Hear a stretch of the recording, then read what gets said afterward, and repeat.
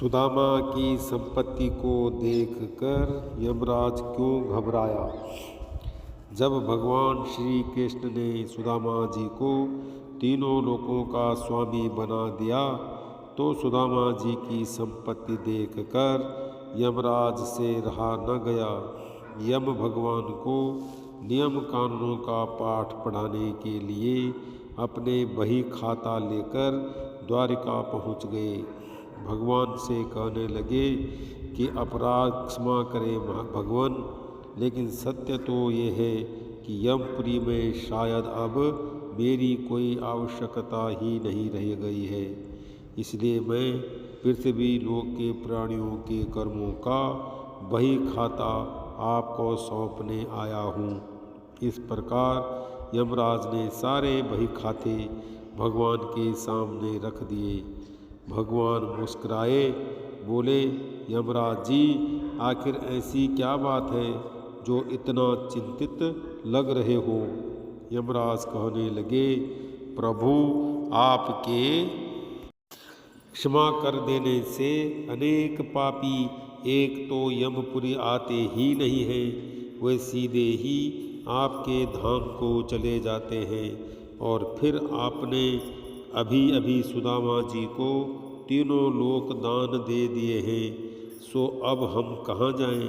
यमराज भगवान से कहने लगे, प्रभु, सुदामा जी के प्रारब्ध में तो जीवन भर दरिद्रता ही लिखी हुई थी, लेकिन आपने उन्हें तीनों लोकों की संपत्ति देकर विधि के बनाए हुए विधान को ही बदलकर रख दिया है।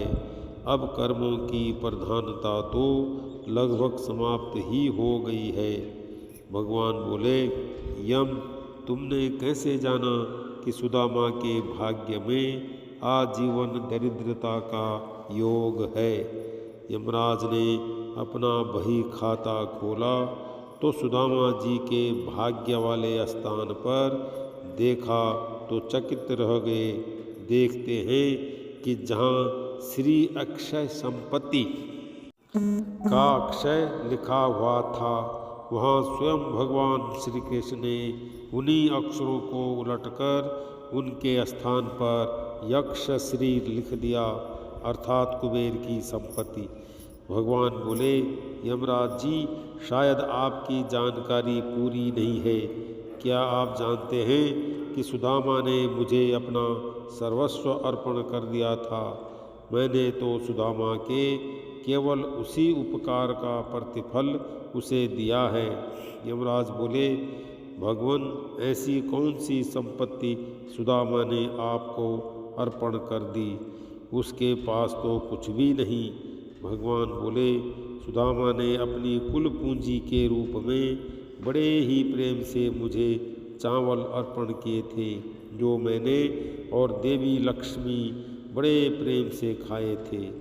जो मुझे प्रेम से कुछ खिलाता है, उसे संपूर्ण विश्व को भोजन कराने जितना पुण्य प्राप्त होता है, बस उसी का प्रतिफल सुदामा को मैंने दिया है। ऐसे दयालु हैं हमारे प्रभु श्री कृष्ण भगवान, जिन्होंने न केवल सुदामा जी पर कृपा की, बल्कि द्रौपदी की बटलोई से बचे हुए साग के पत्ते को भी बड़े चाव से खाकर दुर्वासा ऋषि और उनके शिष्यों सहित संपूर्ण विश्व को तृप्त कर दिया था और पांडवों को श्राप से बचाया था।